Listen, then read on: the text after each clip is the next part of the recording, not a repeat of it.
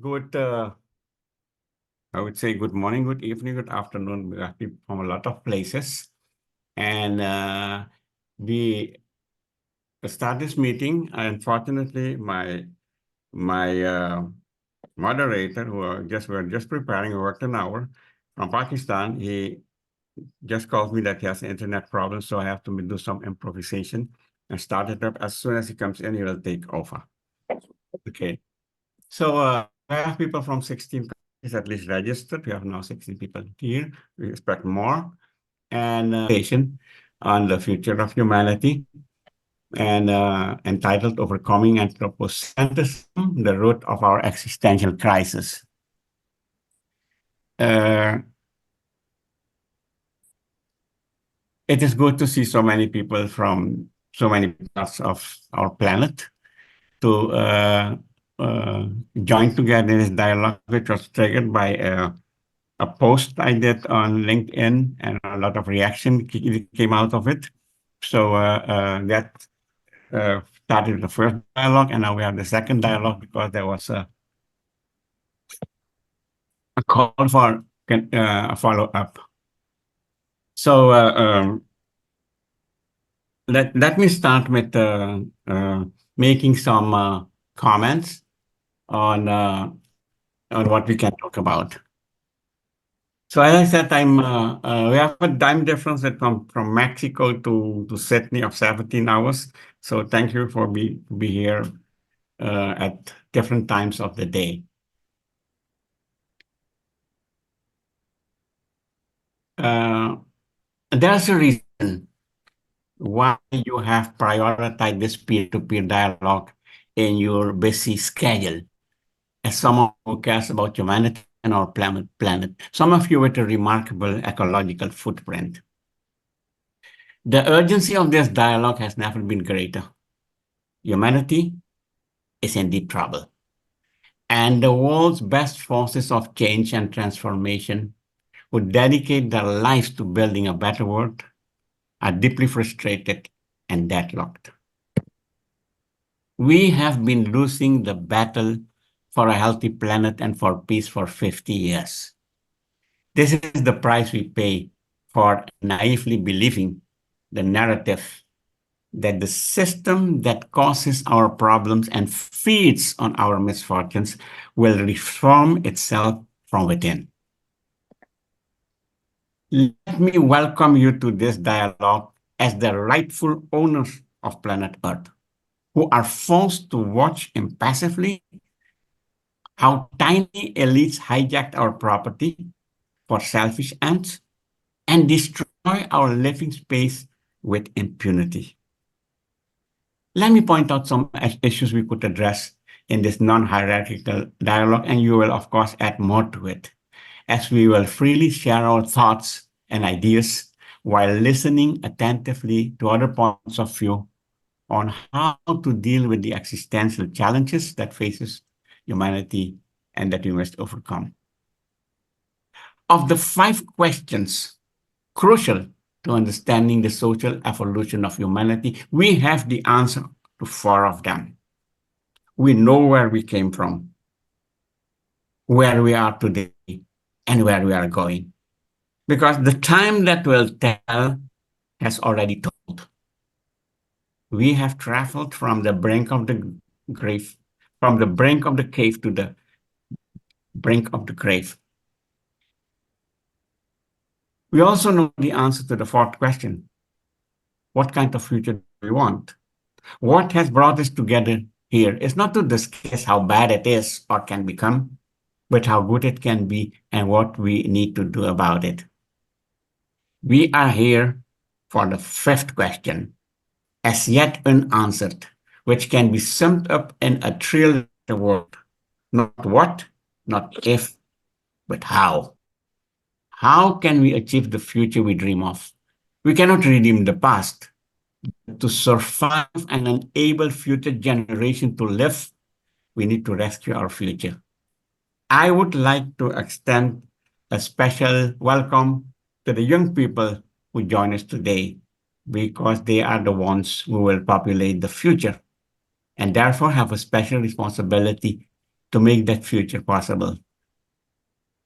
Three deadly sins marked the evolution of humanity and are the source of our existential crisis.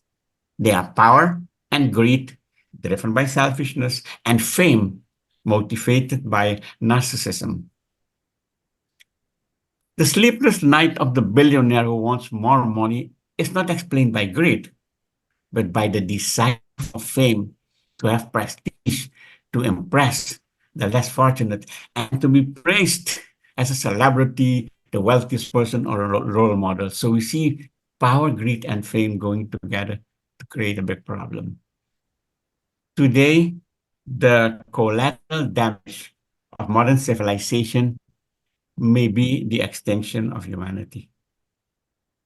The very idea of civilization is highly anthropocentric, since its measure is the ability to dominate, modify, and manipulate nature to serve human interest, regardless of the damage inflicted.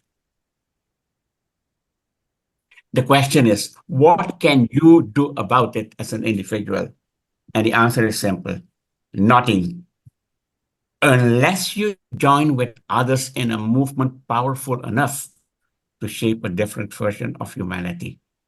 The dominant system propagates individualism to abort transformation, for which you require group action. In a world beset with multiple crises, individuals are forced to survive, finding a niche to save their own skin and that of their skin, for which they need to comply with the system, to adapt to the system, rather than changing it.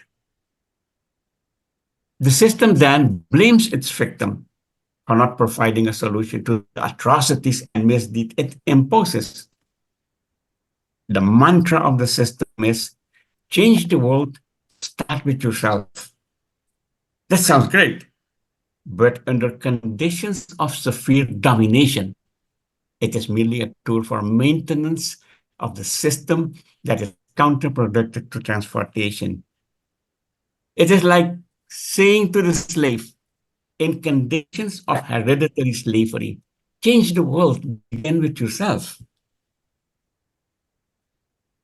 Individualism gets us nowhere because there is no solution until the many eyes merge into an invincible we, like an alloy of the moral resource of humanity. Evolution has no capacity to break the negative spiral of anthropocentrism for a reset of humanity. It can only warn humanity to repent, and if we do not heed its warning, it will activate its immune system to get rid of a species that puts life in mortal danger.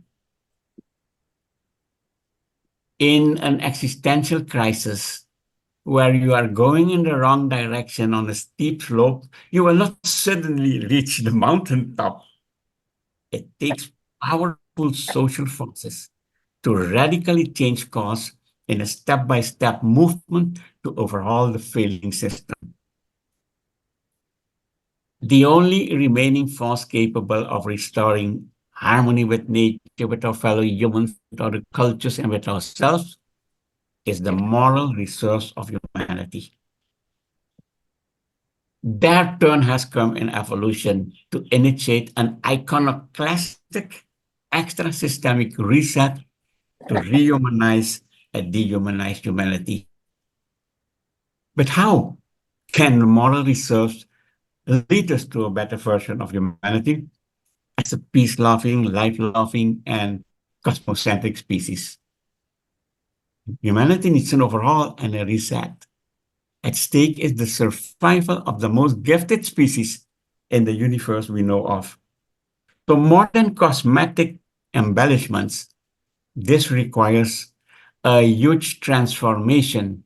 And it is no exaggeration to say that we need a tectonic shift of cosmic proportions because the existence of humanity is at stake that require an extra systemic solution.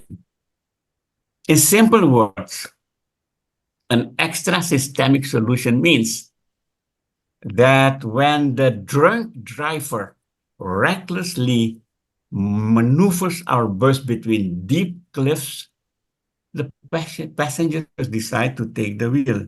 That is what extra systemic is about. We do not achieve this through violence or through the idea of revolution that you must first destroy in order to build. The response is not fighting evil, but nurturing good. Instead of fighting the weeds, we must plant a tree that will deprive them of water, light, and, and nutrients, and they will eventually disappear. If we nurture good, it will overgrow evil. I think evolution is the best revolution. But since no one possesses the truth in a quest, we are here not for a debate between rival truths to prove that we are right, but rather we need a cross-fertilizing dialogue in our search for answers in an atmosphere of trust. Anthropocentrism has put us on autopilot to its extinction, but only harmony with nature, with other cultures, and with ourselves can turn us away from the steep slope towards extinction. Let me make two final remarks because then we can start to embark on our dialogue. We must always be open to constructive and patient interaction with people of opposing views to meet them halfway, without hatred or animosity. We must use the niches of the system to advance our efforts to finding a solution. But there can be no compromise that perpetuates a system that feeds on our misfortune and puts life in mortal danger. The survival of humanity and life on our planet is non-negotiable. That should be clear. Finally, as you are ready to enthusiastically take part in this unique gathering, keep in mind that you may well be part of the pioneering and innovative dialogue that humanity desperately needs to break the deadlock. In the time of standstill, confusion, and despair among the forces of transformation, we may well be igniting today the engine that mobilizes humanity moral reserve to rescue our future. So there's a few remarks, and we will open the floor now for anybody who wants to make a statement. We suggest the following. We start with a first round where everybody can make a statement. They prefer 2 or 3 minute statement. And then in the second round, in an open dialogue, everybody can elaborate on a statement and interact with others. So if you raise your hand and on the order that you raise your hand, we will give you the floor to make a statement. Once we have that, then you can continue with the open dialogue. Please.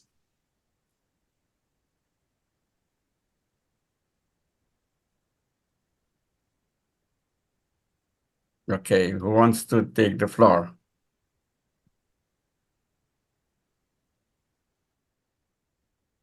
Yes. Anything you want to share with us at this meeting on the teams I mentioned, but other teams also that matter for what's at stake here?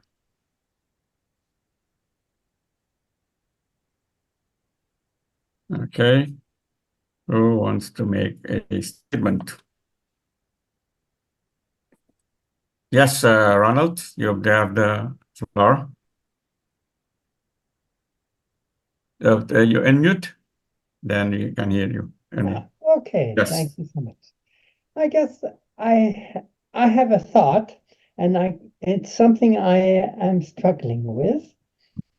You mentioned that we are here because of our anthropocentric view of the world, but I wonder whether or not, in fact, there is that because we are humans, we will always have an anthropocentric view. And if we want our survival, it is also an anthropocentric view. So is it not so much that we need to reconnect and recognize that our own well-being is completely intertwined with the well-being of the rest of the planet. And therefore, what we have to do is reconnect with the other beings in the planet and to live in a harmonious way, because that's the only way we will be able to continue to survive as a species. Because otherwise, you can say, doesn't matter that humans are around. So, because the Earth will continue on without us. So, that's the only thing that I have been struggling with. I know that people talk about anthropocentrism being the root cause, but is it because we're interpreting or ignoring the fact that, in fact, we are actually completely interdependent with other people who live on this planet, as well as interdependent with all the other creatures that live and share the planet with us? Thank you, Ronald, for your remark. Who's next to want to make a point? Says, you're welcome. Says Hamling.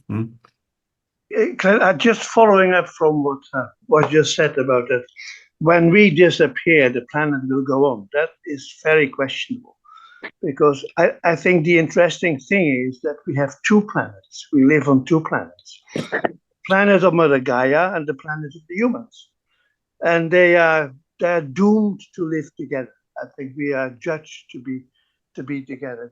Like in many marriages, no, we can't live with each other. We can't live without each other. The Earth will not just go on without us. We are very central also to the existence of the Earth. And my problem is that we talk very often quite easily about repairing this rupture between these two planets. I mean, it's quite clear that humanity and Mother Gaia now have a very problematic relationship, even if they are interdependent. And I'm not so sure that we can try to repair the rupture. But we also need to ask, will Mother Gaia want this rupture to be repaired? Because I think what we should not forget, we've made in our enormous exercise of devastating power, we've made Mother Gaia a formidable enemy. She is not like Pope Francis likes to say, Mother Gaia is our loving mother, our loving sister. And she will open her arms to embrace us. I think Mother Gaia will open her arms to crush us. We've made her into a formal enemy. I always think, the best way to say it is Mother Gaia is royally pissed off with us. And it is very questionable whether she will be willing for this rupture to be repaired. We need to think about this. We need to think about how this enormous power that we have to cause this rupture, possibly repair that, although that's not sure, how we will use that power. Thank you, Thijs. Who's next to share thoughts?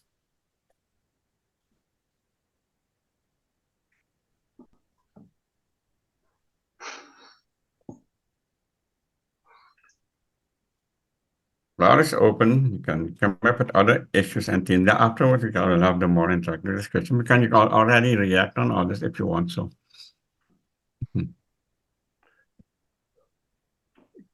Glenn, in order to get the discussion going, I mean, there's a lot of people nowadays that denounce anthropocentrism.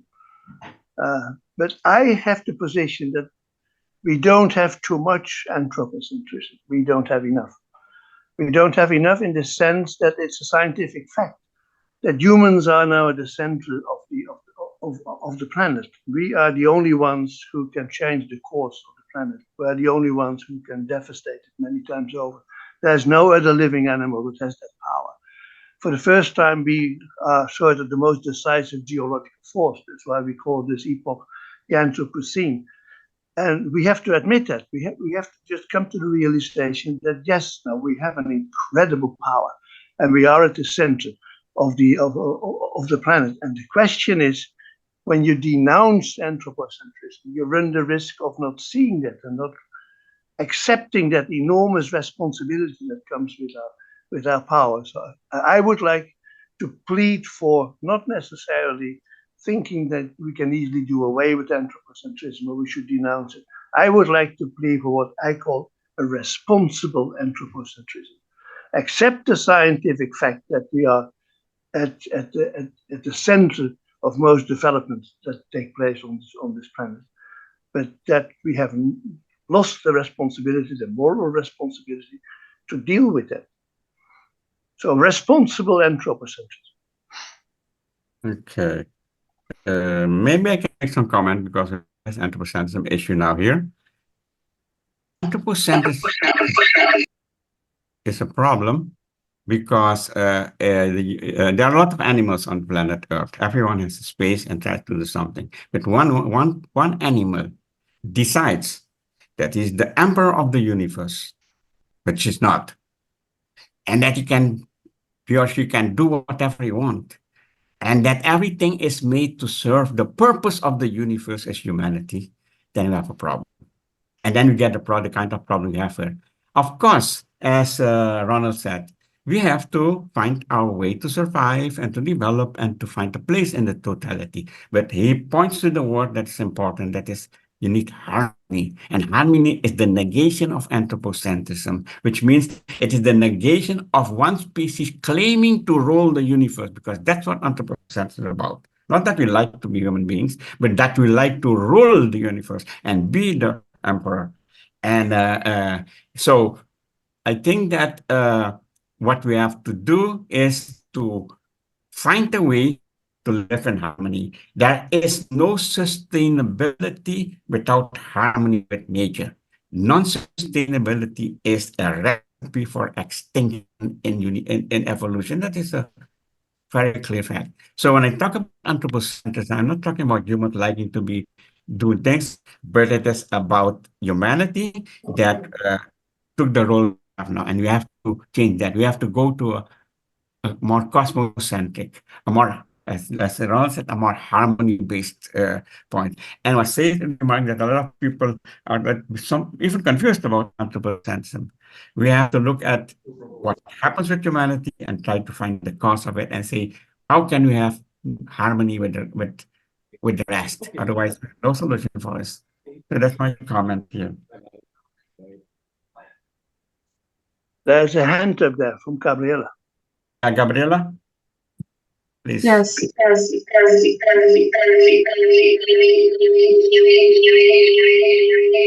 Sorry. Uh-huh. Gabriela, are you? You are logged in twice, Gabriela. Oh, Yeah. just give a feedback. Throw her out. I'm sorry. Yes, please, Gabriela. Yeah, we hear you. I'm sorry.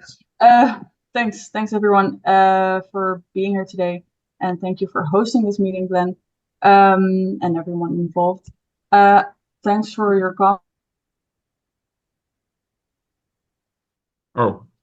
so far. I just heard in a podcast, and what was mentioned, it was about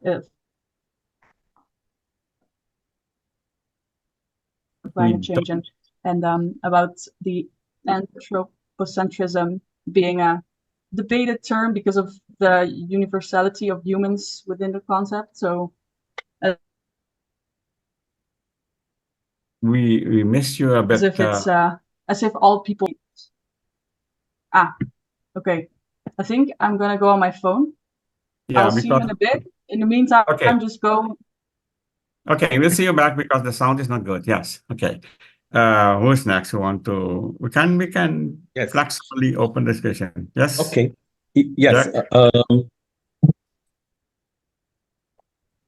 Please, yes, Glenn. Yes, I would like to make a brief comment. Can you hear me? Yes, sure. Go on. Yes. Okay. Yes. Good morning, everybody.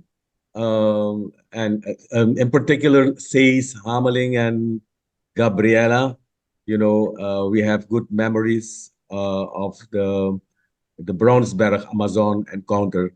So I just have a short intervention, Glenn, on anthropocentrism that places humans at the center of the universe.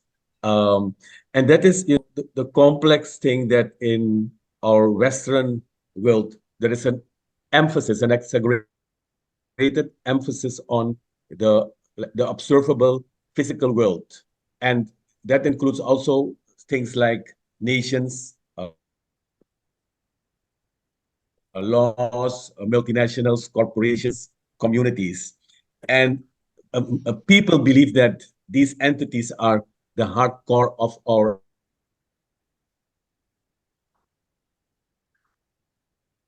You're a little bit frozen, Jack. There's something wrong with the internet here. Yes, please continue. Can you hear me? Now we hear you again, but once you freeze. But you go on, we hear you. So far we hear you. Mm-hmm.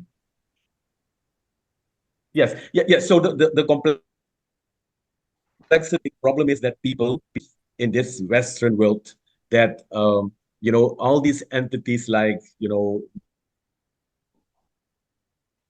nations, corporations, that they are the hardcore of our existence. And it is just like our body, our physical appearance is considered the hardcore of our existence. So I think it is not easy,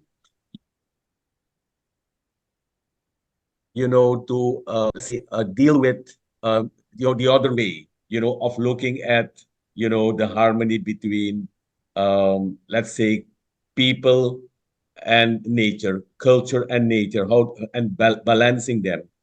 So how to deal with this general perception in the Western world of the hardcore of our existence, individually, our appearance, our body, of our consciousness, but our body, and the same of the observable physical and social world in terms of nations, multinationals, laws, etc., and so on. That's my first comment. Okay, thank you. Who wants to make a next comment or? Gabriela, I see you're back. Yes, I would like to try again. Oh, you sound good now, so please. Okay, great. Thank you. So I was trying to say that I was listening to a philosophy podcast, and it was also about these kind of things that are being mentioned now. So the anthropocentrism and the ununiversalness of the responsibility inherent to all the people, like to humanity. But I think that might not be very interesting right now, at least to me. I've been thinking about also connecting to what was just being said, that the hard core of our existence is very much regarded as all the physical things, but also all the as was being said before. And I'm wondering to what extent language can contribute, at least partly, in a sense, reuniting the two worlds to the extent that that's possible, if it's possible, to do that through language, partly. I haven't made myself completely clear, but this is what I wanted to say for now. Okay, thank you very much, Gabriela. So who wants the floor?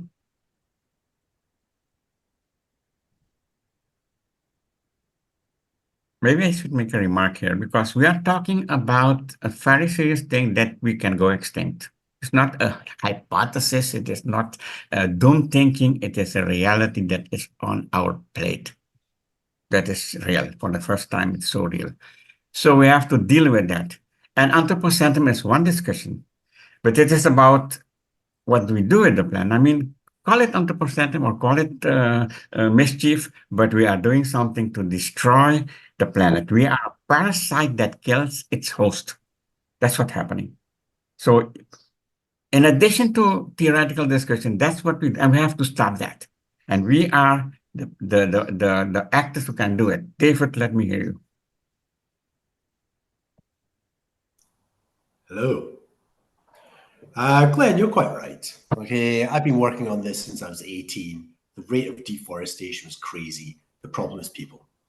So, you know, lifetime trying to work out various practical solutions about what we do.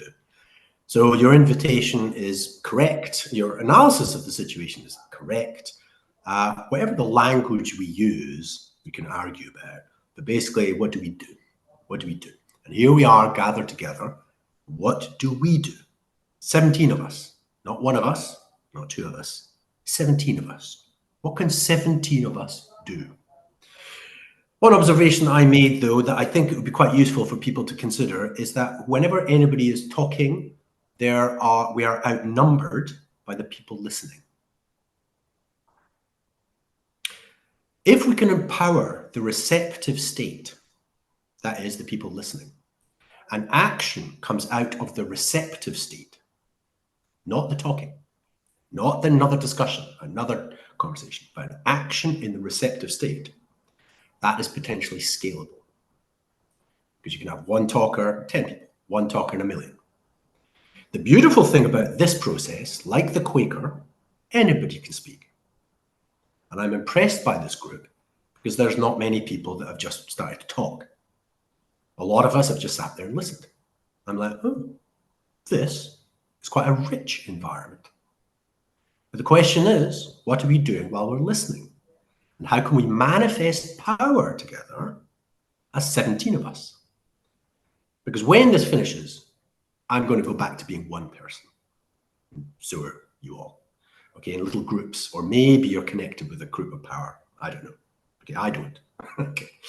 So this is my opportunity with you to engage, to hear, and then to act. And what is that action? And I would like us to hear if anybody's got any suggestions of actually what we do to realize our potential power for the next time.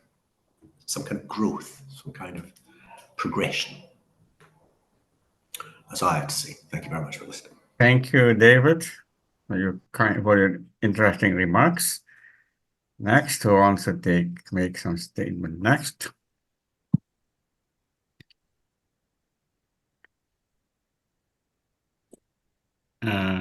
Leslie, let's see you hand also. Can you hear me? Yes, Leslie, we hear you. Yeah, okay. We don't see you, but we hear you. Mm-hmm.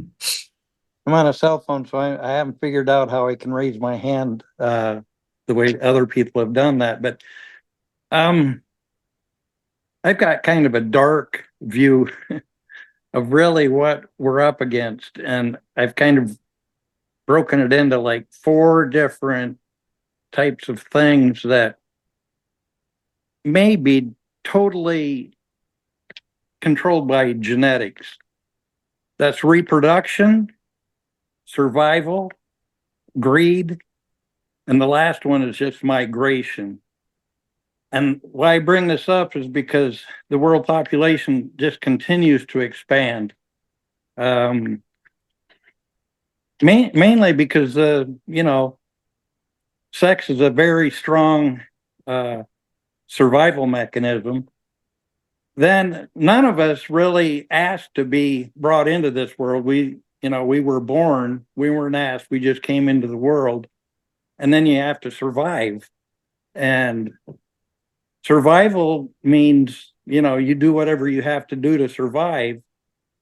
And greed, I think if greed and reproduction are both genetically hardwired, I don't know how we get out of this dilemma, because there are only so many resources on the earth, and we are depleting them rapidly.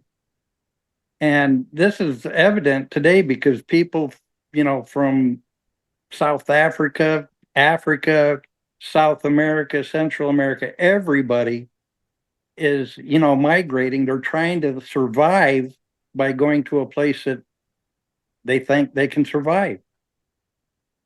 And so I'm just, wondering if these things can be overcome, because if they can't, then we're just going to continue to careen into the future. That's all I have to say. Thank you. Thank you. Okay. Other remarks? We can now open, we are flexible, so we can open a dialogue and you make small statements or you react. And so, because we are flexible. Yes, I see that, Kirti, you want to say something? Hi, Glenn. Well, I was just Oh, sorry, Kitty. ready. Now that I'm at the mic, I might as well share some of my thoughts. I noticed that taken from the central subject that you posed for this meeting, from the beginning, we veered a little bit off, so it seems, with some of the remarks about, well, we know what was said. But what caught my eye is we are talking about the humanity's moral reserves, even if we are observing the physicality of the things. That is what is presented, that is what is wrong, but that is not all what humans consist of. And that is true, because it's the moral reserves. It's not about the physical things. It's what forms in our minds, in our hearts, our feelings, for our own survival and love and respect for each other. Those are the things that decide what we put out in the physical world. And where, by the way, we have gone completely off the path, and we're trying to return to those moral reserves and making sure that we put it out in the world in a way that, in a system that we can all live with honor, equality, and respect for not only ourselves but the world around us. And the way I think we can get back to that, not that it is a new thing, but it's about awareness. Even, we're here with 17 people, and we are talking about, as opposed to the bigger masses, maybe we're talking more succinct about these problems. But, old or young, at some point, we became aware. At some point, previously we were just going along with the system, following what was offered. And then at some point, we became aware of something that was not right. And then we start thinking more and talking to people who have similar thoughts. So, and I think that is the way we need to increase awareness of how wrong the things are that are, the decisions that are being made these days by our leaders, our so-called leaders. It's only through awareness, I think, that we can spread, going back to the basic moral principles that can lead us out of the problems we face. I'll leave it at that so far. Okay, thank you for your thoughts, Kirsty. Any, yes, Glenn, Paul? maybe I'd put in a couple of thoughts. Firstly, grateful to be part of this dialogue, and also to honor what I heard from what David said as well, which was with regard to having respect for the listening process as well as the assertion process in our dialogue. I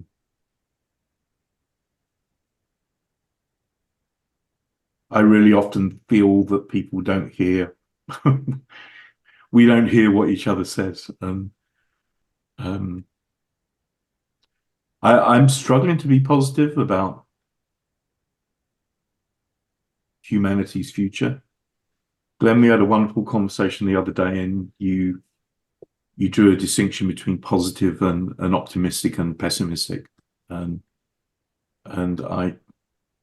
I saw the need to be positive or try to be positive, like take positive action, have positive dialogue, even if one didn't feel positive. And I'm aware that we deal with the system out there, the elites that cream off the goodness and the produce of humanity and the possibility of humanity. But I also deal with the system in me, and the me that has felt this way since I identified it at 13, but at the same time as I'm a very good individualist, and have needed to be to survive and win trophies in international sport and do well in business, because interdependence is seen as a weakness generally, and it's not easily available. Even in our system here today.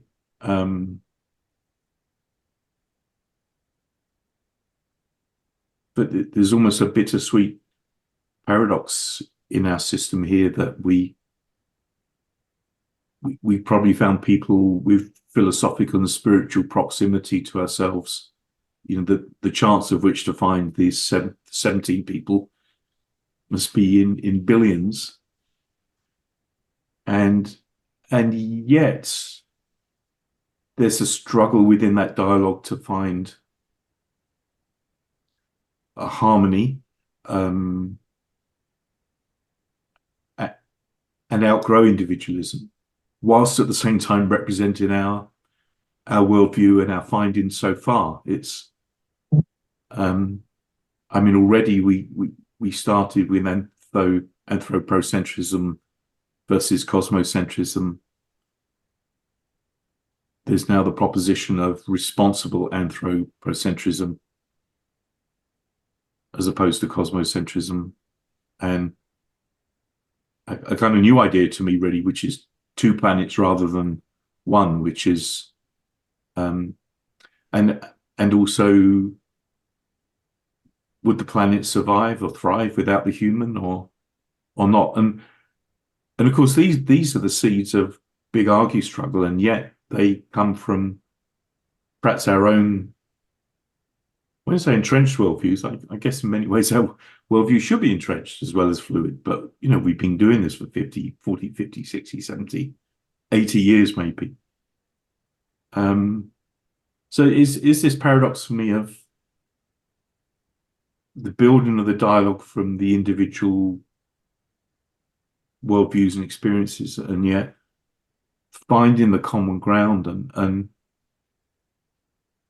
I think again what maybe David was touching on is like how to actually experience a harmonious dialogue where the various pieces build and coagulate together, rather than table set different views or positions, which I guess is a valid point at which to start. And I don't have any answers for that, but I do spend so much of my life in relationships, friendships, and my professional life, trying to harvest another level of proximity of insight or light of perception that in itself might be another step on a sort of extra systemic intervention. And with that, I'll pause at this point. Okay, thank you, Paul. Thank you for your comments.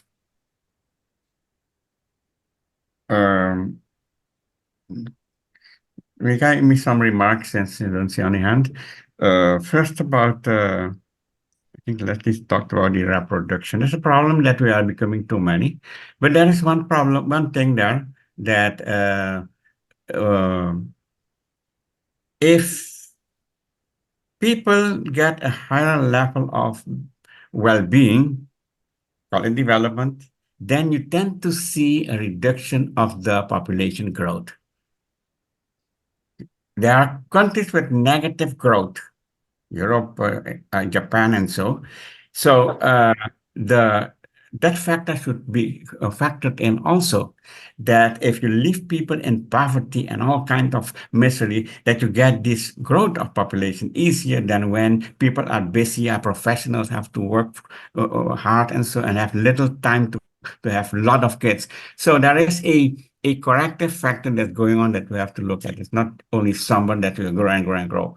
There is a point that development level will reduce that. I think that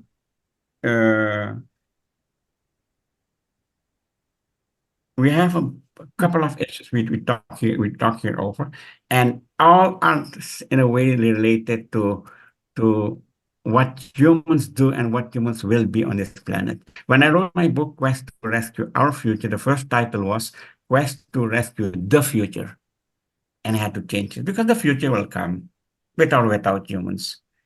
It will be a blessing for the rest of the species if humanity go extinct.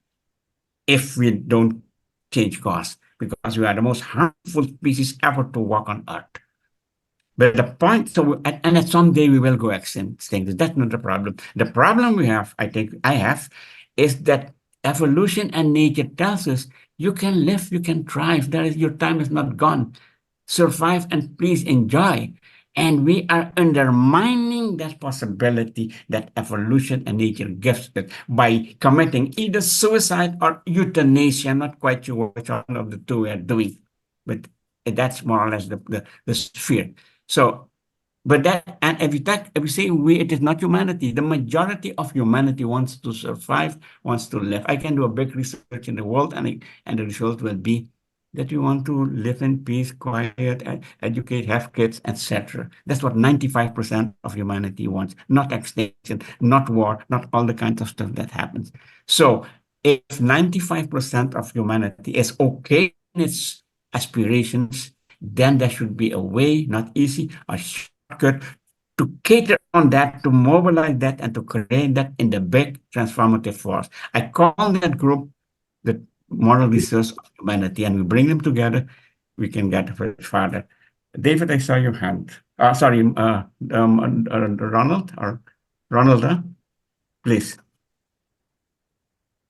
Okay, thank you. And I'll turn my video on so you can at least see me when I'm speaking. Yeah, I just wanted to follow up on Paul's insights about the dialogue coalescing to something bigger. And I want to really support this idea that as we go along, that's what we try to do, to build upon each other's ideas so that in the end we end up with a bigger, better and bigger idea we could not have had up by ourselves. I know I've been struggling with this issue of sustainable development since my young years. And I remember once upon a time in my early career, reading about a logging company that was maintaining and logging its forest sustainably. But the economic system felt that was not, they were not maximizing their returns on investment. This family business ended up being gobbled up by somebody who then went and clear cut the forest.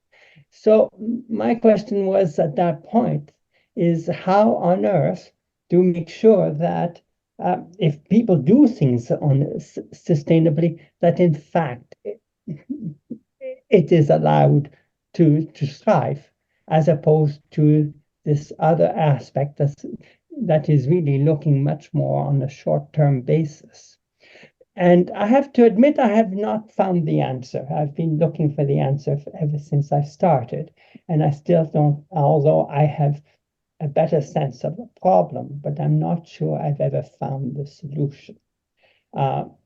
And maybe when we put our different perspectives together, we can find a better solution. I do think in terms of communicating, and this is why I started with a reference to the work to anthropocentrism, is I think my view is that I see the world from a human-centric point of view. I'm afraid I cannot see it from the point of view of a lion or an elephant or a tree. I just don't have that capability. I see the world from my own eyes, from my own experience. And I think at the same time, I think that I always have recognized that my existence, and therefore the existence of other people, is highly dependent on the existence of what is around me. And therefore, in fact, I mean, it is going back to a more sort of harmonious kind of relationship so that we don't always just think about ourselves, which I think is how people refer to anthropocentrism as being thinking about ourselves only.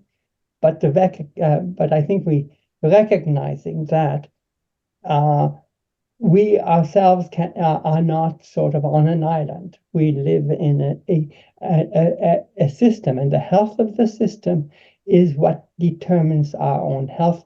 Therefore, I think we have, this is why I've always tended to have a sense of enlightened self-interest, because I don't know if we can really get away from self-interest, but let's have enlightened self-interest. Anyway, I'll stop here, but I just wanted to recognize that Paul had really brought, a very sensible approach to our dialogue. And I also agree that David Pinto also did point very well to this idea of the listeners and making sure that we also think about the people who are listening and not just about the people who are talking. Thanks. Thank you, Ronald. Ingo? Yeah, thank you. I'd like to go also in the line of that Ronald just pointed to, going back to Paul and David. So I had this experience with the method of presencing. Does anyone here know this method? No? Yeah, you find it. It's a former colleague from my university who went to the MIT, and he's now working since 20 years or something with that method. I recently read that he's now somewhere in South America in a group that is highly diverse, from indigenous people to, I don't know, people from large cities, trying to find another kind of dialogue. I worked 10 years ago with that method, and that were some youngsters from the age from 9 to 25 that were asked to say whether they wanted to have a use house or not. What came out with that method is that the youngsters had so wonderful ideas about the future of the city that when they presented their ideas themselves in that council, all parties agreed to do that. So they never had that before. And the method is very simple. For example, when you start, there is no big input from one person, but a small input from every person towards why are we here today? And this goes back to the point that maybe when we are here together in this wonderful large group, and when I look through LinkedIn, I'm really happy to be in such a super diverse group, not only geographically, but from the backgrounds and philosophy and ideas and everything. It's perfect. I really love that. So to make a greater value out of our highly diverse group, I think it would be fun to organize our facilitation in the same way of maybe a small group preparing the next meeting with a certain topic, a clear topic, because we are so diverse, it's really a lot of statements from everything to everywhere. And to use our 2 hours together in a way that is more productive and more intense, and to be more focused, it might be an idea to refocus with a facilitation group that prepares something. Just last example why I really think that makes sense. I was 5 months ago in a meeting with our federal government where they had a dialogue with the citizens from Germany on our future sustainable development course. And we were in a group with 40 people on the future of the seas. And we just had something like 90 minutes. And we were with those 40 people in the round, and we had the good luck that the representative from the Federal Ministry of Environment said, okay, we have the little round in the beginning, which took us about 30 minutes, that everybody said, where do I come from? My name, where do I come from? Why I'm here today. And we were so super intense working on everything from about plastics to fish scientific measuring to really cool, that in the end we were so intense that the idea that the plastic pollution will not be solved with what we are doing here right now in Germany, that they changed, or at least changed for 3-4 weeks, the idea of who has to pay for it. And they changed it inside the government to the idea of doing another law. And that was really, I mean, just 40 people, 90 minutes, really intense, great output. So my input would be at that point, presensing.com, you will find it. And maybe we do a little change in that and use our energy. Okay, thank you. By the way, I would appreciate it if you want to share your data in the chat. If you want people to connect with your email, if you want your LinkedIn address or whatever what you do. By the way, we didn't present. Glenn, Yeah. sorry, I forgot to say, thanks to David, he started a mirror board, which is a wonderful thing that if you have a little bit of visualization, yeah, and that would be cool. Yeah? If somebody is there that makes a little point or so, I did a further education. We had somebody who was a master, and that it's really super cool. So you can look at what did we talk about, what were ideas, positions, and then share that a little bit with each other. Yeah. Okay. Okay. So, well, actually, I see that Basham came in. It was okay, but actually, I didn't ask everybody to present her or herself to the other, because that was in the script, but I forgot to do that. So maybe we can just, when we talk, just say something who we are. Shall we do a quick round for those who just to tell us so that we know where we're from? So let's start with anyone. I'm you know me, I'm from Suriname. I live in Aruba, and I'm with the Rascal Future Foundation. Paul, can you say something quick, 1-2 minutes to know who you are?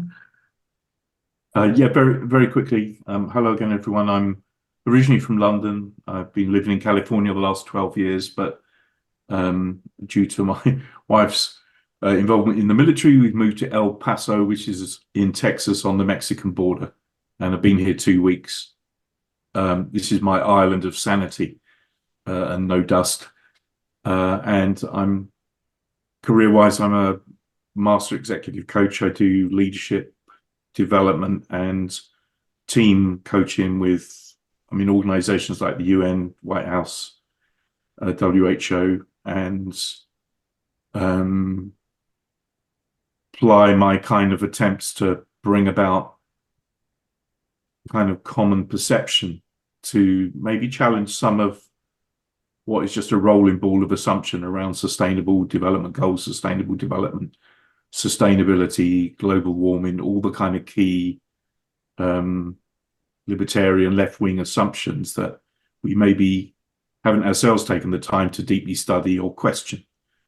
All I really want with people is that we question ourselves together and see what chinks of light appear.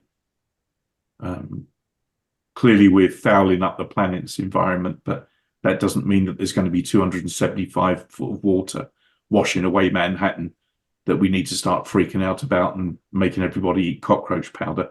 I mean, the world is in an absolute whirlwind of insanity in this respect. And that's what I spend my days trying to do. Not that I think I know it all at all. Okay, that's it, Glenn. That's where a little bit about myself and where I'm. David, give me a quick few share with us. Originally to do maths, did social anthropology, been working on wicked level problems. But not big problems, like, for example, the wicked level problem of kids in a classroom. So I'm a maths teacher. How do you get a bunch of people to self-organize? And fractal relationships, i.e. what is self-similar with a bunch of adolescents and any group of human beings together. Eventually written this book, Fulcrum. I've got an alternative economic that people don't seem to pay attention to, but I think it solves the problems that people are talking about, or at least opens up a completely different way of interacting that is non-hierarchical, non-linear, this kind of group. But without the economic to it, it's a top shop. Okay, so we need to have some numbers. Okay, that's brief enough for me. I would like to follow the discussion. Shall I name somebody else? Where are you based, David? Where are you based? I'm currently in Jersey, but basically I'm a digital nomad. So Okay. if anybody invites me to do anything, I'll get in my boat and I'll come over and help with whatever you're doing. Okay, thank you. Ingo, tell us also where you're from. I'm from Germany. I worked in sustainability surroundings for a long while, over 35 years. That's it. Okay, thank you. Katie? It's always late. Yeah. My name is Kitty. I am originally I am a Surinamese person. Very proud to say. Of lately, not recently, but prior to that, I spent a lot of time being working for the government of Suriname in international relations. I was the ambassador of the country to the United Nations in New York headquarters. In that capacity, I had a lot to do, well, from A to Z of governance, but a lot on environmentalism, policies, multilateral environmental agreements, politics itself, of course, being at the headquarters. Also worked around mining contracts of the big multinationals, gained a lot of experience and insights from that. And currently I'm living in New York still, and established as a independent consultant from A to Z, if you will. Okay, thank you. Gabriella van Dam. To Gabriella. Yes. Thank you. So I'm Gabriella. I'm from Amsterdam, born and raised here, still living here. I'm currently working for a nonprofit that educates kids about traffic safety in the Netherlands. But I'm looking forward to starting my master in September, Master of Philosophy. And well, I'm here today to listen and to be inspired by you guys. And I feel powerless to a large extent, but I know that I'm not completely. So that's why I'm here. And I hope that, that action comes out of this. Thanks. Okay. Basham was our moderator. We had an internet problem, but he's with us now. Yeah, thank you so much for inviting. So I'm Basham, and I'm the founder of Ecoist, which is something dedicated to the ecological restoration of Indus Valley. So I'm from Indus Valley. The Mother Indus is one of the biggest rivers of Asia, and it lies in Pakistan right now. And actually, India got its name from Indus. So it's all messed up due to colonial things, like British came here and they divide and ruled everything. So the original India, which is now in Pakistan, and the river is dying, all space and capitalism, colonialism, and post-colonialism, it destroyed these things. So what I'm doing is trying to make noise to gather people for like very few people care about the Indus River, and its basin and its ecological restoration. So this is what I'm doing with my campaigns and gathering people and making noise so that all of you, the people, know about it. And a lot of things that you can see on my website, I'll share with you guys. And what I do, what I am, I'm a freelance visual artist and web developer. And I'm a lifelong student of history, economics, anthropology. And that's it, Glenn. Thank you so much. Okay, thank you. So you share your data in the chat, all of you, if you want. Yeah. Julie Jackson. Julie? We don't hear you. In mute, please. Yes. Sorry.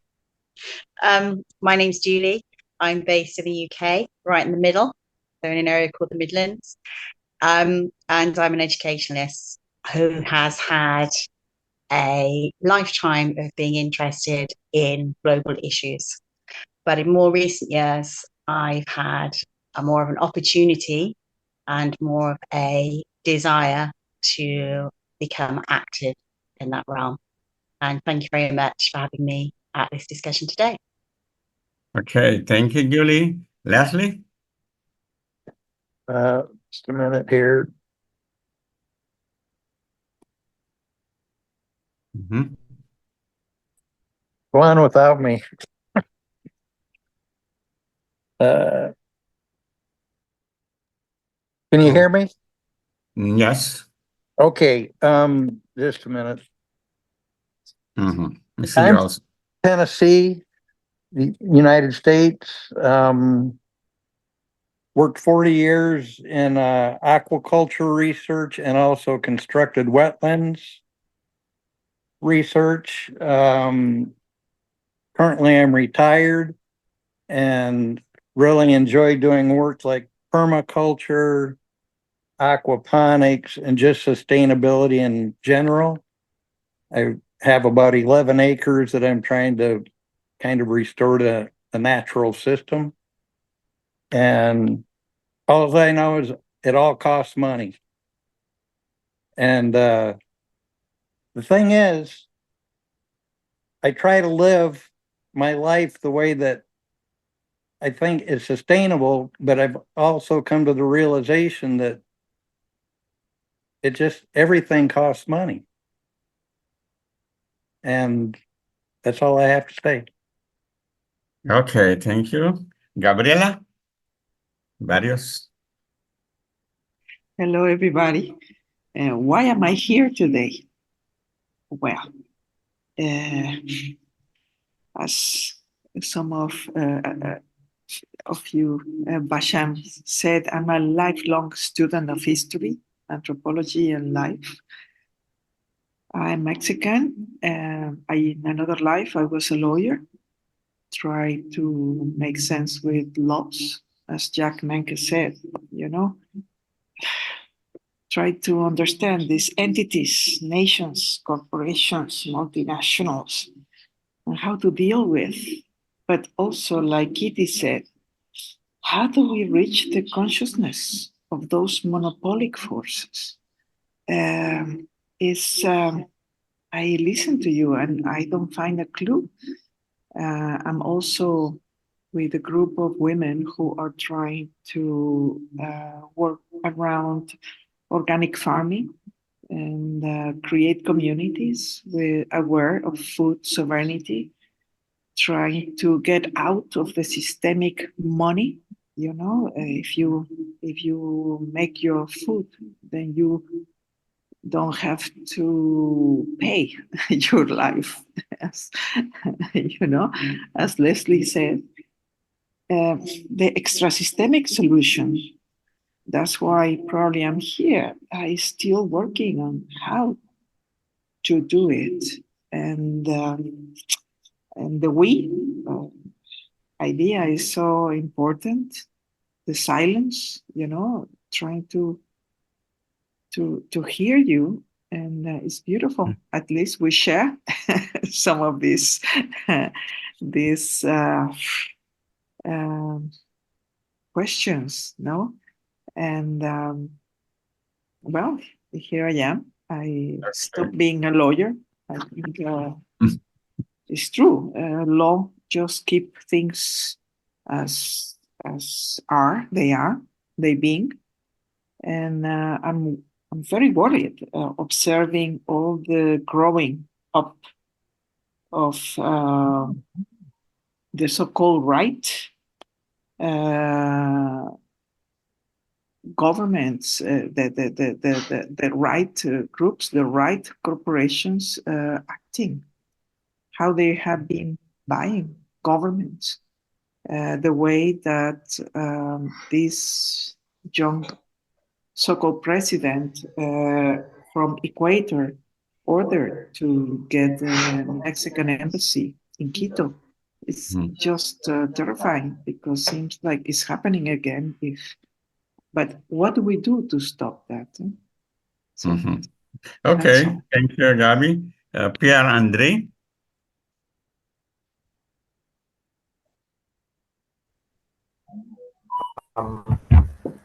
I'm just working in. Do you hear me? Yes, we hear you. Would you hear me? Yes, we Okay. hear you. I'm thank you. working in. I did all my studies in my hometown, Geneva. I've been working as in a public administration, in social housing, from just 20 years from now on. Beforehand, I tried to work either in the UN or NGOs in environment or development issues. My idea was to go in the field and have experience, anthropological and in the field, grassroots experience. I had I tried and didn't do that. So now I'm just trying to go back and within my department in any environmental related activity. And anyway, I've always been aware of the listening, the respect we have towards nature. It has been part of my education, with oral tradition coming from Ecuador from my mother, who was born there. So I got a quarter of mixed blood, if you like. Okay, thank you. So it comes to the issue we have to be in osmosis with the environment. Okay, thank you. Let's make it a bit short because we want to go for the discussion. But it's good to hear that we know each other and we see what you do, so it gives the floor for more discussion. Jack, let me hear something. Jack Menga? You unmute, yeah, unmute. You're unmuted, Jack. I don't hear Jack. Jack is muted. Unmute. Yes, okay. Yes. Okay. Yes. Thank you. So, yes, I'm Jack Menke. I live in Paramaribo, capital city of Suriname. Yes, it's been a long journey to discover the South American continent, and so I'm happy after living 6.5 years in Europe, in Holland, where I did my PhD in Amsterdam. And so it was really a yes, a discovery. It was a journey to discover that I'm part with Suriname, one of the 13 countries in on the South American continent, that I'm part of, yes, this region. And so when I completed my traditional academic work in the 1990s, I was happy to get more and more involved in now what we call today living in harmony with nature. And it started at the end of the 90s. The Brownsberg encounter, what we renamed it the Amazon encounter, was part of that journey. We went to Brownsburg with Glenn Sankat Singh, Says, Hameling visited, I think, twice, Gabriela more than I think 3-4 times. So I think it was I was very happy to, to start, this encounter on the Latin American Caribbean region. And so today I'm still, in this in several movements, networks. I was just called during this meeting by a friend in Guyana. One of the networks we established recently in Suriname is Living in Harmony with Nature. That is the Suriname Amazon Collective. And we participated in the dialogue in Beling with this network in 2023, August. It was a huge encounter of approximately, I think, 15,000 people of all walks of life. And maybe finally, it's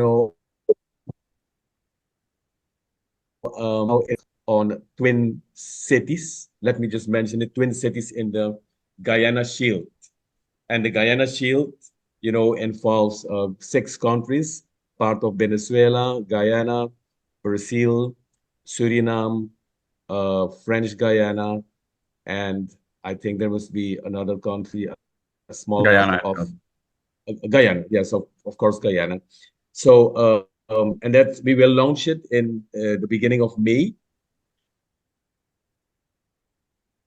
And it's very doing what we call the fronteras, is Transfrontera, is Front Guyanas is the name of the project. So we do 20 cities across the border. So Alpina, Saint Laurent, Suriname and French Guyana, St. George, Oiapoque, French Guyana, Brazil, and Corriverton in Guyana, and Naikeri and Suriname, Roraima, Brazil with Guyana, etc., etc. So I'm happy to be today in this dialogue because the past 25 years I have been transformed. Okay. Also someone who likes in harmony with nature. Thank you, Jack. Gin Wong, please tell me something about you. Are you there? Yeah, I'm here. Can you hear me? Yes, we hear you. I'm gonna try to turn my camera on. My internet is not so good here. Hi, everyone. Yes, we see you. Okay, so glad to meet everyone here. I guess I was drawn to Glenn's writings on LinkedIn because he articulates the problem very well in the way that he writes. Resonates with my own kind of feelings. I'm retired. I live in Cape Town, South Africa, and I've been working on like a project to see how to empower individuals collectively to deal with the meta poly perma crisis. So one of the key, there's a few key things I've been working with.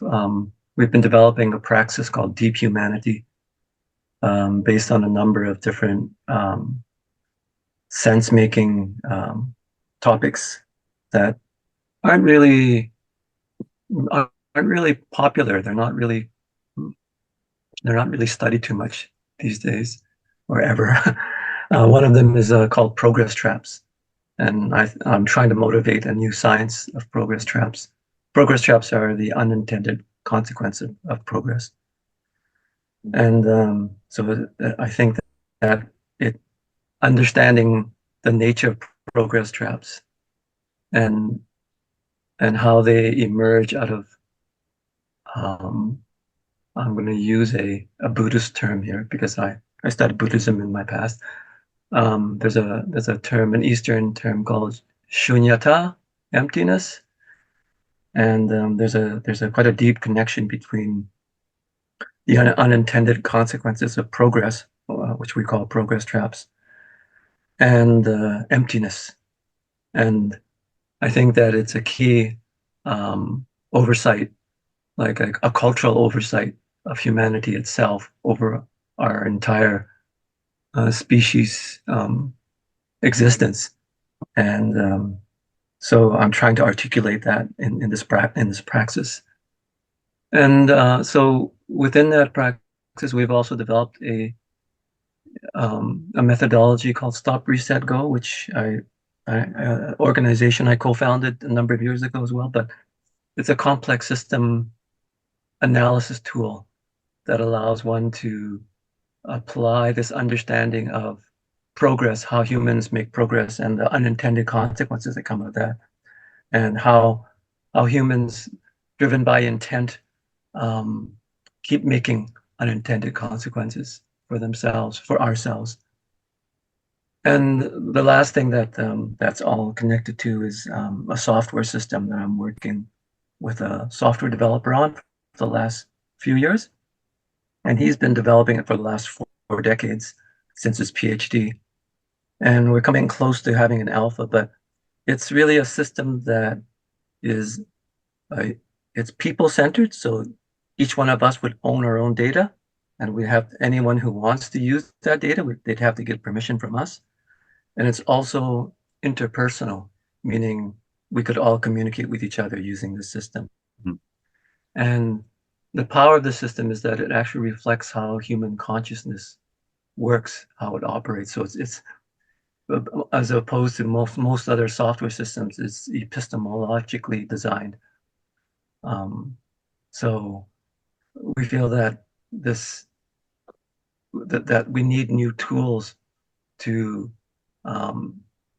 accelerate the collaboration amongst citizens around the planet, and they're not centralized; they're decentralized, but and the people own all their own information and control it all, but at the same time can foster exponential collaboration. So we're kind of working on all these things at the same time as a response to the crisis that we're in. Fantastic, very interesting. Thank you. We have 2 more, Sanya. And yes. Yeah, I'm here. One sec. All right, I'm just in my car. Okay. It's nice to meet everybody. So I'm in Ottawa, Canada. I'm an environmental scientist. I specialize in climate change and greenhouse gas quantification. I currently work at the Canadian federal government. I work at Infrastructure Canada, although I started back in 2004 at Environment and Climate Change Canada. So I jumped around a little bit. So I work there. But I guess because I realized I wanted to make a bigger impact, a bigger difference through my work, I started a nonprofit organization. It's called Dolesa Eco Learning Initiative. It connects kids around the world through environmental education and gives them some tools to help empower them. So yeah, that's a little bit about what I do. And again, great to meet everybody, hear the different perspectives. And only thing is I do have to jump because I do have another engagement. So feel free to message me though on LinkedIn if you want to have a chat. And yeah. Okay, thank you, Sanya. Fantastic. Sanjivani. Sanjivani. I think that's how I should pronounce it. Yes, you're there. Okay. Do you know the Sanjivani? Oh yeah, please.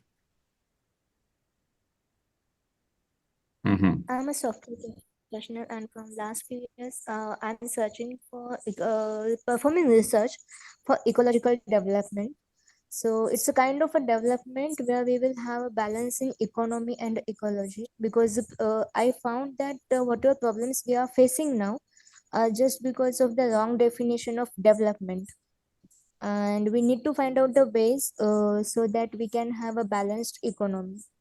So I'm just in search of that, and exploring more things, and trying to network with the people who can help and guide me in this mission. And you're That's it. from? You're I'm from India. India. okay. Thank you. So before I give Bashan the floor, no, I found it very interesting to have this around, because we see that there are real people behind the faces, and there's a lot in common from different perspectives we work on. That's why I think this was I call it magnetism, when people are attracted to each other, to come in a setting, to look at different views, and the views are different, but we have something in common. I think what we have in common is that we want to have a different humanity.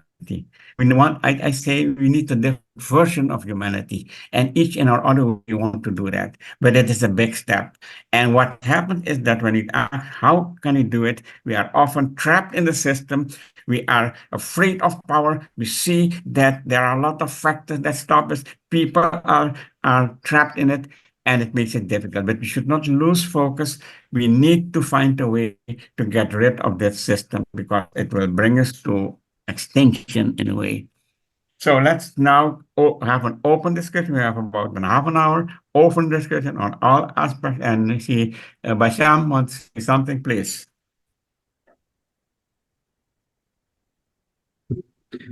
Thank you, Glenn. What Guy talked about, I don't know how I get the perspective. Like, he's asking, like, we're finding the real essence of human consciousness. Something I felt like that.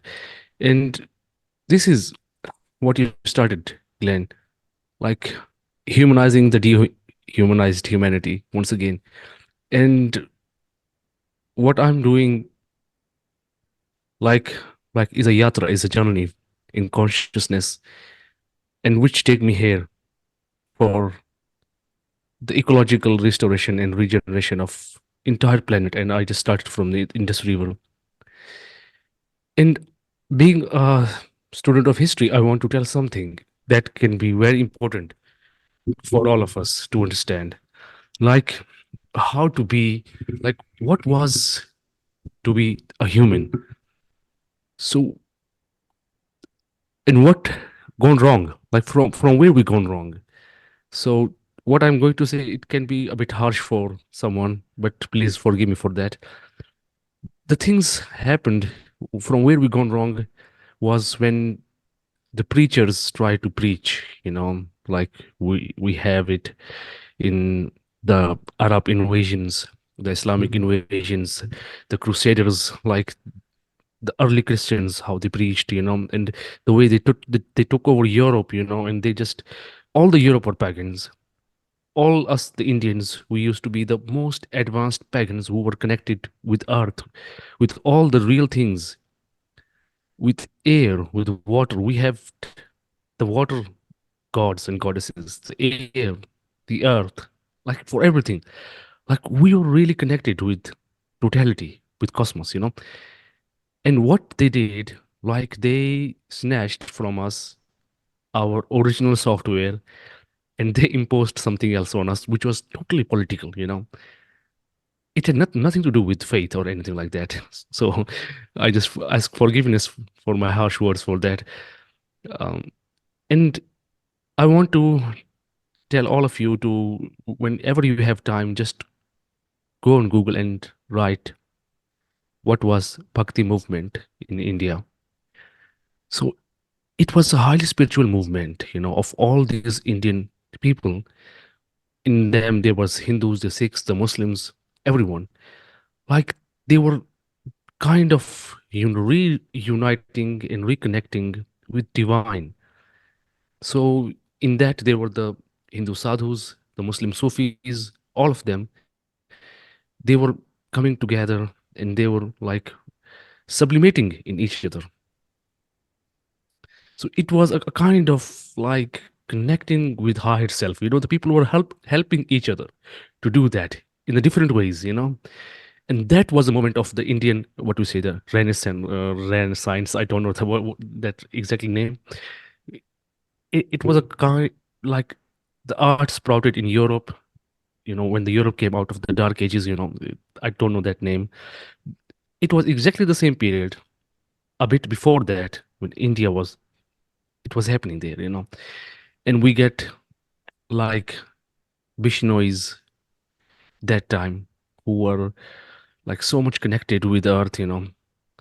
Like first time we had a group of people in here in Indus Valley that made the trees their temples. The tree huggers. They were the Bishnoi people.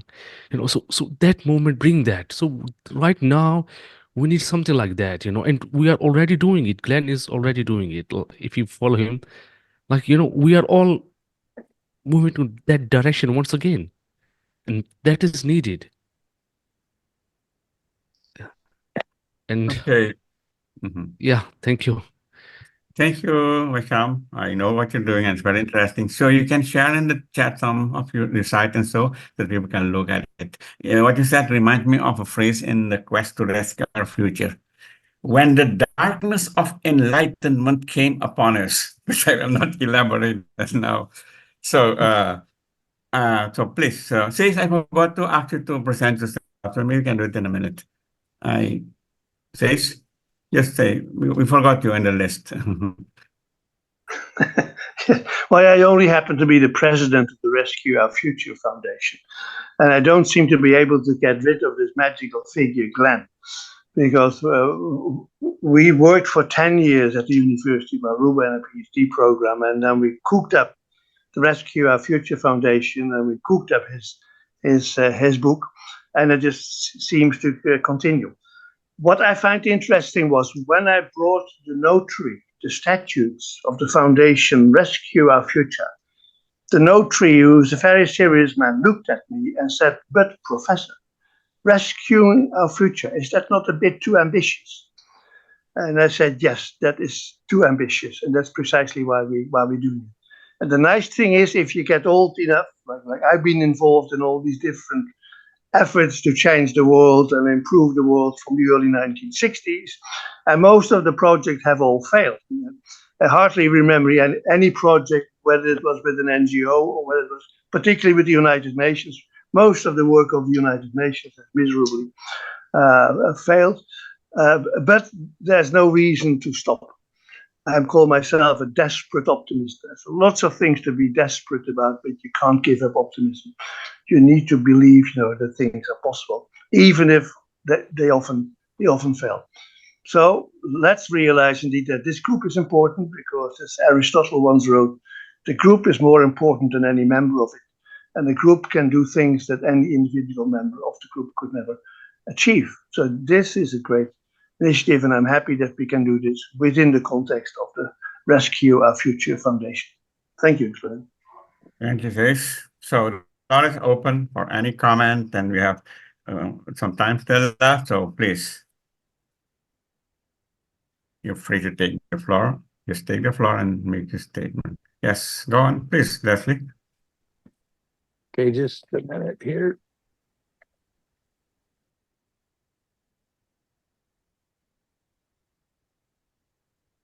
Oh, Leslie, you want to say something? Okay, Yes. Yes. Yeah, we see you. If I were king for a day, what I would like to do is this whole concept of decentralized wastewater treatment. Because if you think about what problems we have today, we've got water issues, we've got global climate change, biodiversity loss, all of these things. And I've worked with this constructed wetlands concept for going on 25 years. And I see that this is a technology that supersedes really the wastewater treatment industry that's out there. It's something that you can put in on a decentralized basis. You can put it in your individual home, clean up the wastewater. The treated wastewater can be used to replenish groundwater. You can plant these things with endangered species. You create an entire new ecosystem. Anyway, if I were a king for a day, that is the way that I would go. And I'm waiting for everybody to sign up. Thank you. Thank you, Leslie. Okay. Yes, please, you want to take the floor? You're free.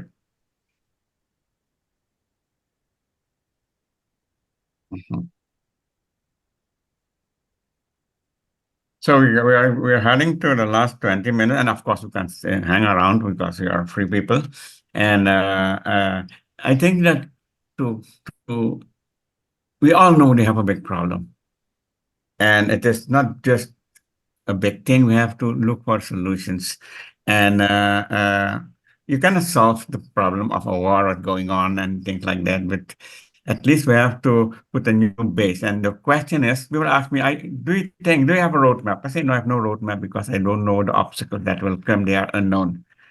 But we have to follow the famous quote, wanderer, there is no road, you make the road as you go. So what we have together, we have a lot of difference maybe, but what we have in common is that we have the same goal, more or less. That's what we hear. There's something we want from this species, and that we agree on that. But how to get there, that is diversity, there'll be dialogue and discussion. No one has the truth. Maybe tomorrow I disagree with what I say today. That's not a problem. Basically, what I will not sacrifice is the principles and the goal, and that's what you will also do. So once we know that, I think we have to, this not be the last session, but we have to think about it because we are heading in the wrong direction. It is not that we're on a standstill. We are on a slope to the deep valley of oblivion for humanity. And we can stop it, possibly. We're not sure, but at least we have to try. So I think we have, in our next meeting, we have to go deeper into that. Okay, more concrete, how can we stop these forces of evil that have taken the place? And I think that is what binds us together, regardless of small differences in thinking and theory. Please take the floor. You don't have to raise your hand. You raise your voice. Yes, David, go on. Okay. I've been working at pragmatics because if you have a bunch of kids in a room and they're not doing something, they go mad. They start doing lots of different things they shouldn't be doing. Okay, so that's what adults are doing. Okay. The systems I've developed, I've got an alternative economic, and I'm looking for a group of people to experiment with it. And the kind of experiments that I'm thinking about is that we should be able to see the result at the end of an hour. So the time that we've had talking and listening, we should be able to run an economic experiment that is to do with our values and a number system. So at the end of it, we've got a numeric that whatever it is that we leave with our minds, we also have a numeric that potentially we can use for another meeting or when we go somewhere else and engage other people. However, the thing that I'm really interested in, because people have talked about it a little bit, is physical versus non-physical, stuff of presence, being here. I would like to propose that a very simple interpretation of the difference between physical and non-physical is physical and temporal, because we're here for an hour, 2 hours. What do we achieve in this hour or 2 hours? What do we achieve over this decade and the next decade? And there's a correlation in our structure of how we engage, which is self-similar. Or even right down to the micro moment of the moving moment of now, I think that people are a little bit confused about categories and words. And we get very confused with categories and words as if they're locations in place. So we discuss and argue perception of categories and words. And I'm saying, can we just bypass all that and go for the moment now, our temporal condition? So in the temporal condition of me talking, there are people listening. Okay. And in the temporal condition of me forming words and not knowing what I'm going to say, we are all kind of doing our processing to try and work out what is being said. However, in that moment, we can be chasing the words to try to understand it, or we can be settled back into the moving moment of now, which is essentially temporal, and accepting the fact that we're here, the being state. And for some reason, we keep on chasing after the words of our being state. No. It's our being here as we're going forwards in time, whatever we're talking about. And so there's a relationship between our presence right now and the moving moment of how we're listening to each other, and its self-similar structure to an hour, 2 hours of our time, which is self-similar to whatever we're doing in our lives for this year and over the next decade or two. So I think that there's a potential in our meetings to do something different that has a result that can scale. Okay, I don't know if this is making sense to folks. I'm connecting up a few things here. I've stuck it in my book. I put a link to it, all right? But it's to do with how we're listening to each other and the action in our receptive state. I can't, it sounds like an enigmatic phrase, but I'm trying to be very specific. It is not about having another word. It's about a receptive state of listening and action related to that.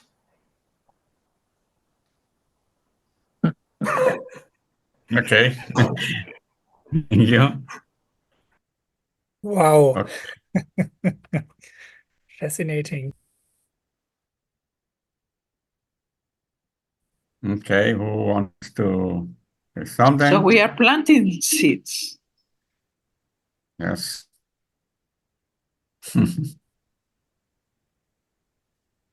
I'll just say something here. I've been organizing an event called the Tipping Point Festival, and I was invited recently to join another group called Living Cities Earth, and I looked at their objective, and I aligned to it, so I joined them.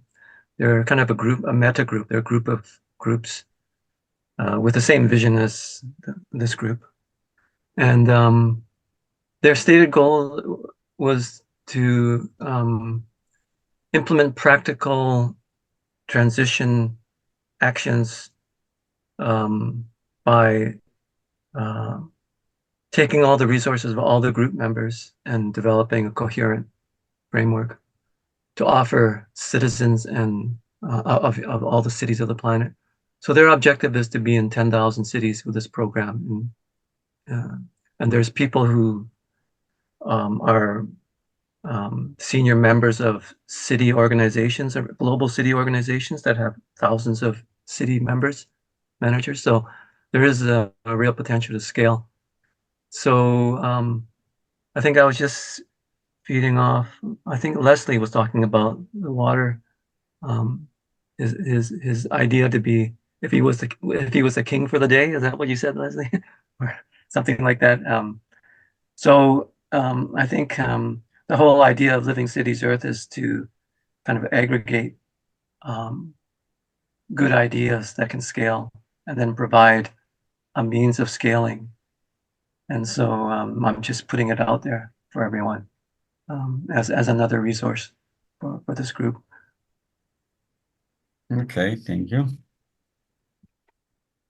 I have a remark here. Because I think about, we all think about, will it be possible to save this species? It's a big issue. I mean, it's not a bad question, and there is a risk that maybe will fail. And my book, in Quest to Rescue, I think all of you saw it, or at least saw the sample, and I recommend you, if you have time to look at it. People don't read books anymore. A book for 550 pages book, they will not read it normally. But if you start looking at it, and you take a couple of pages, a lot of these ideas are elaborated there. And in the last chapter, this is what I say.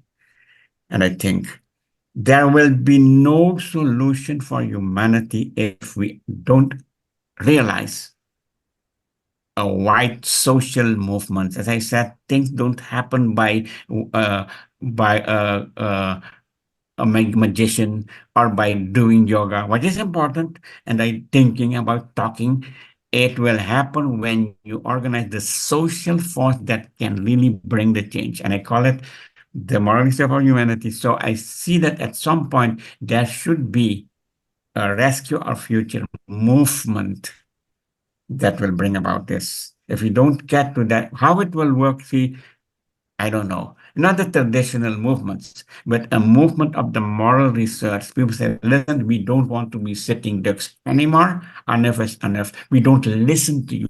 We don't read CNN. We don't care about you say what you say. We will come up with a new thing, we'll plant a new tree. And if that movement does not come, I have no idea how I can even imagine a difference. So I think that the point you make that we have to look at niches, look at specific should be placed into that goal to mobilize humanity, the social forces of humanity, in which the youth will be an important factor because they are future more than of old people. And so we have to get to that point. So while we're doing it, we have to see, can we get to that point and what will it take? And I have no answer, but we have to get to that mobilization of based on morality. So I think that is the framework in which I do all my efforts actually, because I see no other way to bring that to get that change. Yeah, I'm technically, when it comes to this kind of stuff, I'm out of it. I would love to have like a short paragraph of each of the people who are on today, along with their email address or their LinkedIn, whatever. But I think if we had that, we could actually start looking at how we link together. I mean, we all have some common interests, and I think these people are talking and saying, join up. I've got a program, but it would be great if we did have access to like a paragraph or two paragraphs of everybody that's on this Zoom today, so that we can see where we have the commonalities and where there are links that can be established. I mean, this is great having this Zoom thing, but I'd like to have something that I could hold on to and look at. So, Glenn, I don't know who would be responsible for putting something out there that everybody gets a copy of so that we can respond. But I'm nominating you. Mhm. Okay, so what I will do, I will send the email after this meeting to all of you, and then you can make some comments on that. But I think basically it is good that you have the email of everybody. You heard more or less what they say, so that you personally connect with each other. But it's kind of difficult to orchestrate such kind of a new thing from a specific group that happened to come here. People have their own agenda, but I think we already heard from each other. And I'm not quite sure I have to take all the people and write that stuff, but that because next time we have other people. There were, by the way, 35 registrations in this, plus 4 possible. Only half of the people showed up. So there's more people in. So basically, I think we are starting up, and as we go, we see people networking. So you can say, listen, I was interested in what she said, and you connect with them. But it's good to put the links and the data in the box. So if you want to share something in this regard, please put it yourself so that nobody has to do it. But I think it's good that these meetings will help us to have close connection between people, and that's where things can snowball. Okay.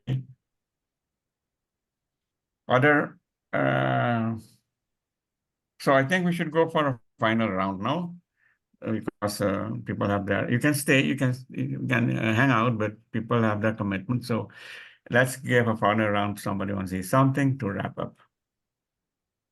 By the way, before we leave, please, you can save the chat. You know how to do it, I think, because in the chat you'll see three dots on the at the bottom.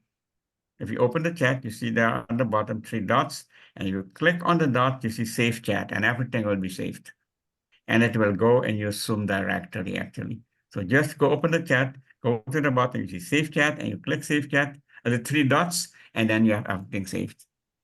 And if you had done it already and you do it again, it will refresh. So that's the way to do it. Then you have all the data in the Zoom on your computer. Okay, so we go for the, it's okay, that's clear? So, so let us now go for the last series of comments before we wrap up. So, want to say something? Your final thought? Yeah, Glenn, if I may. Okay, please. Yes, thank you. I think that this is the second time around that we're coming together. Before that, we each have a long history of becoming aware and becoming interested in doing something. The first meeting, I think we were around 40. We're down below 20.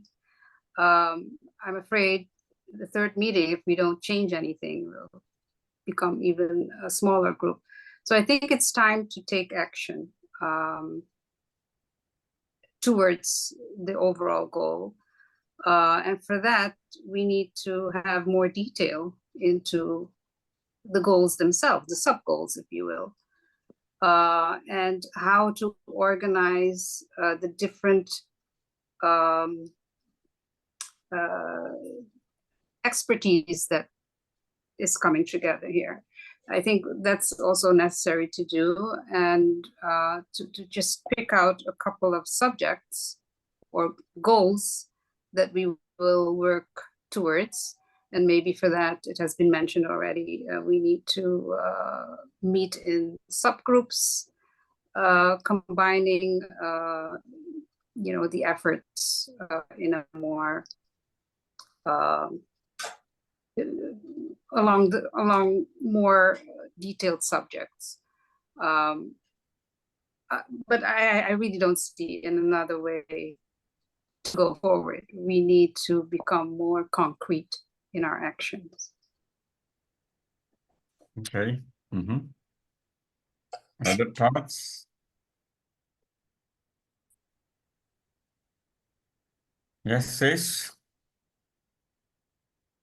Then you remember that as foundation, we made a short video clip called The Child Speaks, in which we asked children from different parts of the world to tell us what future they want to have.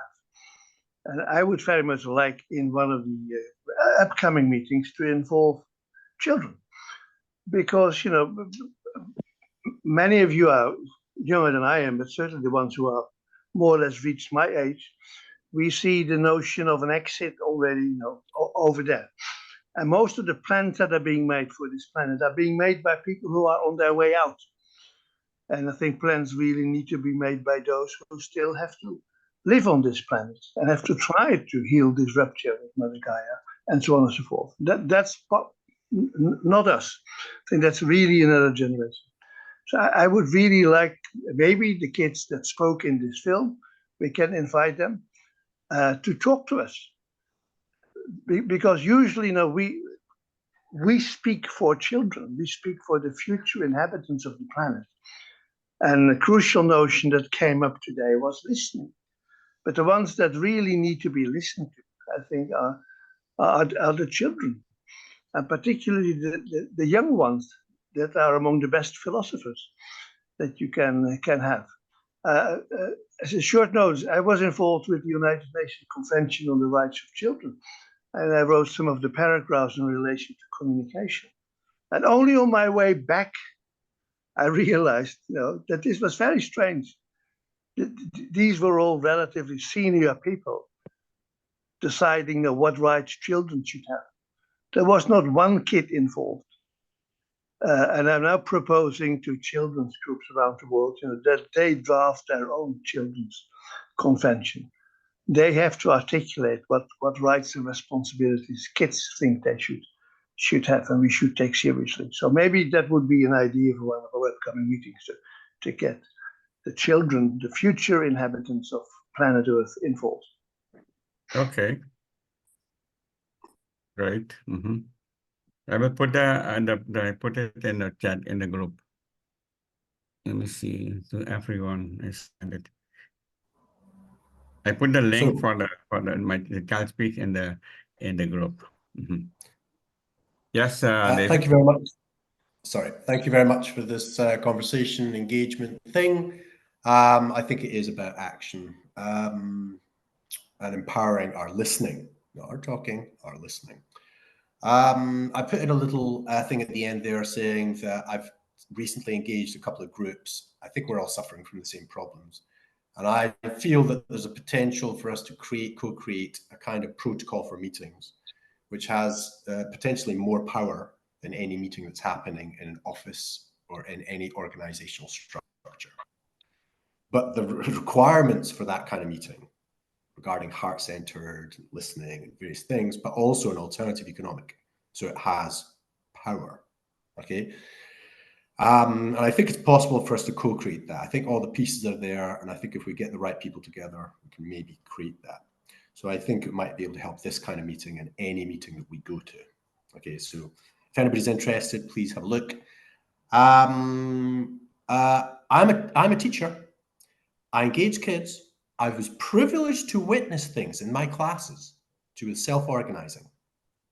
Trying to translate that to adults is very difficult. Okay, believe me, nobody's listening.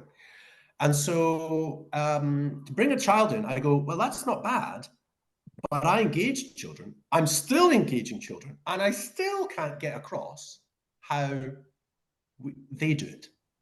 Okay, so I celebrate the fact, let's get some children, because we can't quite communicate kind of well enough as elders. But let's do it. Let's do it. Okay, it's brilliant. Glenn, thank you very much. Everybody here, we're all good people. Okay, we are all good people.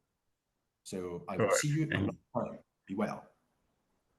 Let me make a comment on what was said. The Rescue of Future Foundation is not a foundation that will lead a movement, that will organize a movement, that will take command or altitude. It is a platform like this for dialogue. So the idea is not to make a movement out of this, but if 3 or 4 of you think, wait a minute, we have to go together to start a movement of other people, then we will support that. You will see it as a platform. And we think that by doing this, people will start thinking and they themselves take action to create those things. So there will be no concrete thing in the sense of a movement coming out of our talks here, but the idea will be there and people will move on and we will support. Like Say said, we did this beautiful project, I put in the chat, the child speaks, and that it would be good to invite them to come and tell their story and to more young people. By the way, a couple of young people did register, but they didn't show up for this meeting. But I mean, that's okay. And it is a small group and it will be a small group and maybe a little bit bigger. But I think that what this will leave for us that we in our own life work and so we'll say, wait a minute, what can we do? And then at some point, that movement will come up in a way, maybe with people who are not here, but so let me be clear that it is not the idea that we try to galvanize this into a movement, but that we create as a platform, we incite people to do the work. And maybe I will be part of the movement, but not out of this platform. I'm quite sure. Okay, that's what I want to make clear. So let's, sorry. yes, please. Sorry. See? Sorry. Yeah, my hand's up. I can't Oh yeah, find sure. the hand up button. Julie and then please. Please, Julie. Yeah. Sorry, I put hands up in the chat because I couldn't find the hands up button on my phone. Yeah, so I've obviously listened and enjoyed listening to everybody today. I think as the meeting comes to close, there's just 1 or 2 things that I think will be good to take forwards. I think one is the lady who mentioned about, it's kind of linked to the comment I put in the chat box about there's lots of people here that have different experiences in life, and different skills and different expertise. And as you've said, it would be nice for people to find a way of taking action together. I understand the group as a collective group of people for this isn't necessarily for that, but I think it would be nice to spend some time maybe when you do get together to give people that opportunity to connect and see if they want to do that. Because otherwise it could be quite difficult to do that. It's a good platform to have that opportunity just to say, oh, can we work together, or can we do something together in future to take action on the issues that have been raised? Because I just think it's an amazing group of people to be able to do that. I think in terms of inviting children, has been mentioned by one of the gentlemen in the chat. It's a really good idea. I agree that I've taken part in things where that we're making decisions for children without the input of children. And I think it's important to hear their voice. We've talked a lot about listening today. And I think just as an adult's voice is important to listen to, I strongly believe a child's voice, and they like to feel valued, and they like to feel listened. And some of the issues that we have in society across the globe are caused by the fact they don't feel listened to. So I think giving them that opportunity, it is a good thing. And I think when we have clear ideas ourselves as a collective group, then we can share those clear ideas with them and they can reciprocate with that. So there's that process of they listen to us and we listen to them. And I think that's important. And thank you very much. Okay, thank you. Maybe we can take the combining Say's remark and your remarks that the next meeting is organized by 5 children who will be the moderator and everything. And they do it, we support them and we join them, we come, but they have the lead and they will put the teams and everything. That would be a great idea, I think so. Think about that. If you see the movie there, 5 minutes or the child speaks, you'll see what we talk about because they have a lot to say and very powerful things. So maybe we should think about that at the next meeting, and then this problem will be on the table. Yes. Okay. Who else to finish? Yes. Yeah, Jack, please. Yeah. Yes. So I'm glad, with the proposals, the proposal on involving children. One of my grandchildren and her mother, they're involved in writing a story on its name. Let me see, The Proud Amazonian. Aidan? Yes. You just pop up here a 7 minute. years old. I'm All sorry. right. Sorry. Yeah. Yes. Okay. Yeah. You can hear me? Yes, I hear you. So, I think so. There are many initiatives across the world, on involving children. So we really need to find a way, to connect. That is one. And the second point that I think Kitty Swape mentioned, going into subgroups, maybe we could also think of so one of the big issues is, of course, next year is the climate conference, COP. That is in 2025 I think in Belém, in Brazil, in the Amazon region. So, and I think many people outside the Amazon region heard of the Amazon. So maybe we could also focus on topics, the importance of, the Amazon, use the lung of the planet Earth. How many? 8 million square kilometers. I think probably half of the United States, or maybe even as big as Europe and so on. So I would suggest also, to have sessions on parts of this, what we call the planet Earth. And so the Amazon region is something that everybody knows. that we focus, one session on, the Amazon region and learn from the Amazon region. Many things that happens also in Africa.